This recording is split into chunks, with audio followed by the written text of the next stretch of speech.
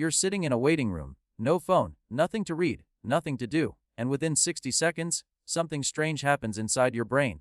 Not pain, not hunger. Something harder to describe, a kind of mental itch you can't scratch.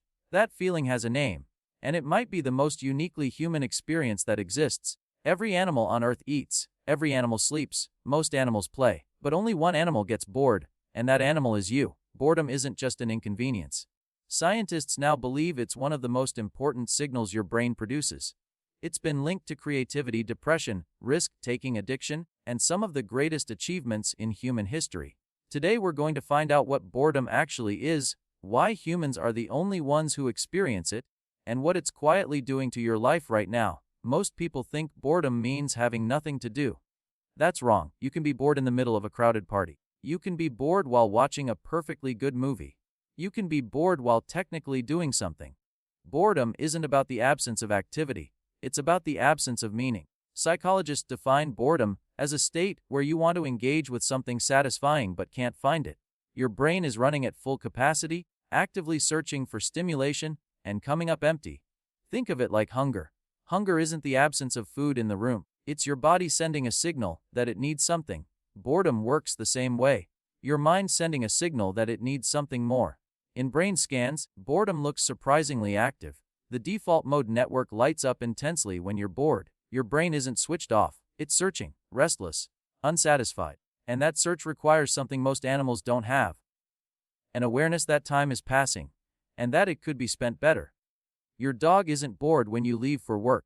It might be anxious, it might be lonely, but it isn't thinking. There has to be more to life than this.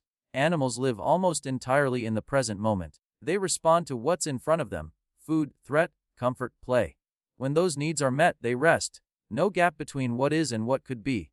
Humans are different. We have what scientists call mental time travel, the ability to mentally project ourselves into the past and future. We can remember yesterday, imagine tomorrow, and compare both to right now. And when right now doesn't measure up, boredom appears. Boredom is essentially your brain saying, I know more is possible. This isn't it. Some researchers argue boredom may have evolved precisely because of this. Early humans who got bored were pushed to explore, to create, to solve problems. The uncomfortable feeling of boredom was a survival mechanism. The animals that didn't get bored stayed put. The humans that did changed the world. Boredom has a dark side and a bright side. Most people only know the dark one. Studies show chronically bored people are significantly more likely to engage in risky behavior. Gambling, substance abuse, reckless decisions. When the brain can't find meaningful stimulation, it starts accepting any stimulation. Danger, conflict, chaos, these all register as better than nothing. One famous study gave participants two options: sit alone with their thoughts for 15 minutes, or give themselves mild electric shocks. 2/3 of men chose the electric shocks. They literally preferred pain to boredom. That's how powerful the signal is. But the bright side is just as real. Boredom is one of the most reliable triggers for creativity. When your brain can't find external stimulation, it turns inward. And that's where ideas come from. People who spend time bored before a creative task perform significantly better than those who were entertained beforehand. Newton developed calculus during a plague lockdown. Darwin spent years of enforced inactivity on a ship. Einstein described long stretches of boredom at the patent office as essential to developing his theories.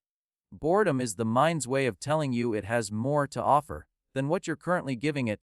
Here's where it gets uncomfortable. For most of human history, boredom was unavoidable. You couldn't escape it. You had to sit with it. And that sitting produced daydreaming, invention, conversation, art. Today, boredom lasts approximately 8 seconds. The moment it appears, you reach for your phone. The signal fires, and you immediately silence it. Every time, we're training our brains to never sit with discomfort, never search, never be unsatisfied. And the result is people who are constantly stimulated and somehow still feel empty, because real meaning requires the discomfort of searching for it.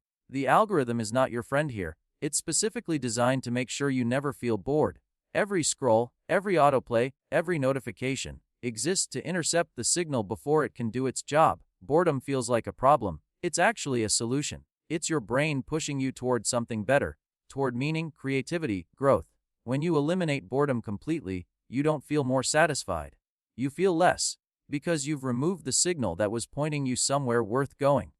The most productive, creative, and fulfilled people aren't the ones who are always busy.